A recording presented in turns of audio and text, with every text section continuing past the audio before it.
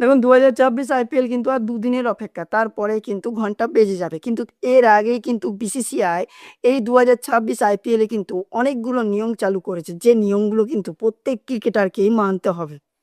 না মানলেই কিন্তু সোজা পানিশমেন্ট। এটা কিন্তু হতে বাধ্য। আর যে নিয়মগুলো করেছে আমার তো অবশ্যই খুব ভাল লেগেছে এবং আপনাদের কেমন লেগেছে সেটাও কিন্তু জানাতে ভুলবেন না। পুরো ভিডিওটা দেখুন তাহলেই বুঝতে পারবেন কি, কি নিয়মগুলো দিয়েছে। তো ১ নম্বর নিয়ম, যে ১ নম্বর নিয়মটা হচ্ছে এমনই যে মাঠের মধ্যে যেদিন ম্যাচ শুরু হবে, ধরুন ২৮শে মার্চ কিন্তু ১ম ম্যাচ শুরু হচ্ছে। সেই ম্যাচের দিন কিন্তু কোনো প্র্যাকটিস হবে না। হ্যাঁ, ঠিকই শুনছেন। ম্যাচের দিন কিন্তু কোনো রকম প্র্যাকটিস করতে পারবে না কোনো দল। নেট লাগিয়ে, এটাও একটা ব্যাপার আছে। নেট লাগিয়ে ধরুন ম্যাচ হয় না? ম্যাচের আগে ৮ ঘন্টা আগে ১ ঘন্টা আগে নেট লাগিয়ে প্র্যাকটিস চলছে। সকাল থেকে প্র্যাকটিস চলছে। না, এরকমটা কিন্তু এবারে ২০২৬ আইপিএলে হবে না। ম্যাচের দিন কিন্তু তোমরা আগেই করে নাও, এখন করে নাও। কিন্তু ম্যাচের দিন ২৮ তারিখে কিন্তু নেট লাগিয়ে কিন্তু কোনো প্র্যাকটিস হবে না। তাহলে কি সেদিনে প্লেয়াররা কেউ মাঠে নামবে না? খেলবে না খেলার আগে? না। অবশ্যই তারা মাঠে নামবে, কিন্তু যে পিচের মধ্যে নেট লাগানো হয় সে নেট লাগানো হবে না, বা মাঠের সাইডে যে নেট লাগিয়ে প্র্যাকটিস হয় সেটাও কিন্তু করতে পারবে না। তোমার মাঠে নামো, এমনি শ্যাডো প্র্যাকটিস করো, তাতে কোনো অসুবিধা নেই। কিন্তু যে নেট লাগিয়ে হয় সেটা কিন্তু হবে না। ২ নম্বর হচ্ছে এমনটাই যে ধরুন মাঠের মধ্যে খেলা হচ্ছে, সেই পিচের মধ্যে আমরা কিন্তু প্র্যাকটিস করি। ২ দলের মধ্যে দুজনেই হয়তো কেউ বোলিং করছে, কেউ ব্যাটিং করছে, এরকম আমরা প্র্যাকটিস করি। কিন্তু এবার ২০২৬ আইপিএলে কিন্তু এরকমটা হবে না। যেই পিচের মধ্যে আইপিএল ম্যাচ হবে সেই পিচেতে কিন্তু কোনো দল প্র্যাকটিস করতে পারবে না। দুটো দলকে আলাদা করে একটা করে পিচ দেওয়া হবে। ধরুন এইখানে মাঝখানে পিচ, এই পিচের মধ্যে কিন্তু আইপিএল ম্যাচটা শুরু হবে। এই পিচের মধ্যে কোনো প্র্যাকটিস হবে না।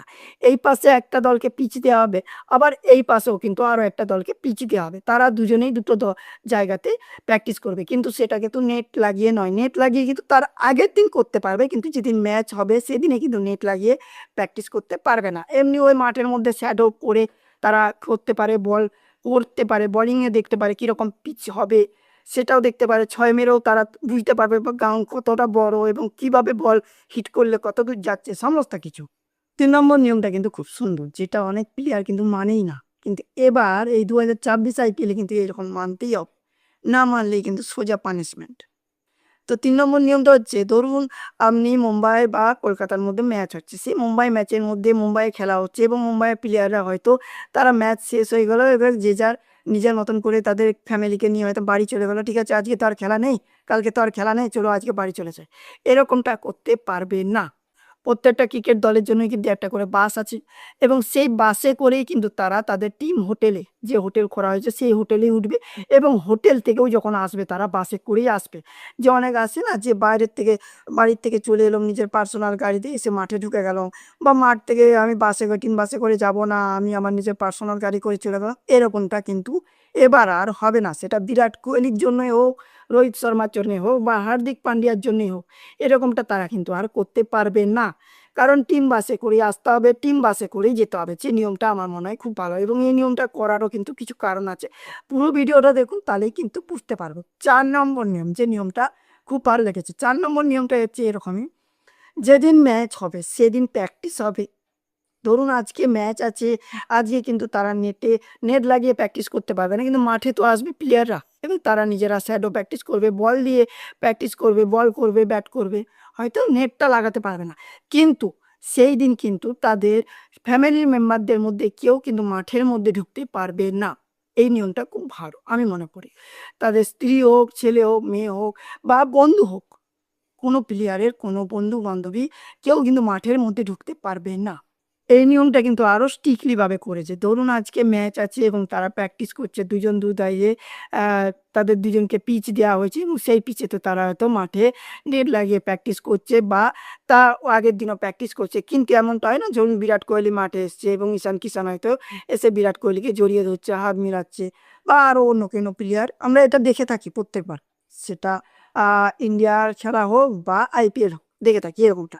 কিন্তু এবার থেকে আর হবে না। ধরুন সাপোজ ১ম ম্যাচ কলকাতা নাইট রাইডার্সের সাথে মুম্বাইয়ের খেলা হচ্ছে। সেই ম্যাচে কিন্তু মুম্বাই ইন্ডিয়ান্সের প্লেয়াররা কলকাতার কোনো প্লেয়ারকে গিয়ে কিন্তু হাত মিলাতে পারবে না বা ওইদিকে যেতে পারবে না। ২ জনকে একটা মাঠের মধ্যেই ২ টো পিচ করে দেওয়া হবে। সেই পিচের বাইরে কিন্তু তারা বেড়াতে পারবে না। তোমাদের যতটা জায়গা দেওয়া হবে সেই জায়গার মধ্যেই মুম্বাই ইন্ডিয়ান্সের প্রত্যেক প্লেয়ার থাকতে হবে এবং কলকাতা নাইট রাইডার্সকেও যতটা জায়গা দেওয়া হবে সেই জায়গার মধ্যেই থাকতে হবে। তার বাইরে কিন্তু কোনো প্লেয়ার যেতে পারবে না। হ্যাঁ, এমনটা হতে পারে, ধরুন মুম্বাই ইন্ডিয়ান্স ব্যাট করছে, এমনি প্র্যাকটিস করছে, সেই বলটা কলকাতা নাইট রাইডার্সের দিকে চলে গেল। সেই বলটা কিন্তু তারা হয়তো ছুঁড়ে দিতে পারে। কিন্তু গিয়ে হাতে এসে বলটা দিয়ে দিল এবং হাত মিলিয়ে নিল, এরকম ডিসিশন কিন্তু আর চলবে না, এরকম করা যাবে না। তাহলেই কিন্তু পানিশমেন্ট হতে হবে। অবশ্যই নিয়মগুলো খুব ভালো এবং এই নিয়মগুলো অনেকের সন্দেহ, এরকম নিয়ম করার কারণ কি আছে? হতে পারে ফ্যামিলিকে হয়তো তারা হয়তো অ্যালাউ করবে না সব জায়গাতে। ঠিক আছে, এটা মানা গেল। কিন্তু বাকি নিয়মগুলো এরকম কত অদ্ভুত নিয়ম, এগুলো কেন হলো? অনেকের মনে এরকম প্রশ্ন থাকতেই পারে। কিন্তু দেখুন, আমি বলে দিই, আ আমাদের প্রধানমন্ত্রী নরেন্দ্র মোদী কিছুদিন আগেই একটা প্রেস কনফারেন্সে বলেছে যে, করোনার মতন পরিস্থিতি হতে পারে। তার সাথে আমরা দেখতে পাচ্ছি এই মুহূর্তে গোটা বিশ্বে কিন্তু একটা যুদ্ধ রব চলছে এবং হচ্ছেও। সেই জায়গা থেকে প্রত্যেক ক্রিকেটারের কিন্তু আলাদা করে প্রোটেকশন থাকবে এবং তারা কিন্তু পুরোটা সেফটির মধ্যে থাকবে। কোনো রকম বিসিসিআই কোনো রিস্ক নিতে চাইছে না এবং যে আইপিএল, পুরো আইপিএলটা হবে এটাও কিন্তু আশা করবেন না। কোনো না কোনো ব্যাঘাত হলেও হতে পারে। এরকমটাও কিন্তু সন্দেহ করা হতে পারে বা হচ্ছেও। সেই কারণেই কিন্তু এতটা স্ট্রিক্টলি নিয়ম করা হয়েছে, যেটা কিন্তু খুব ভালো ব্যাপার। আপনার কি মনে হয়? অবশ্যই কমেন্টে জানাবেন। আর এই স্ট্রিক্টটা কিন্তু অবশ্যই দরকারও ছিল। আপনার কি মনে হয়? সেটা অবশ্যই কমেন্টে জানাবেন।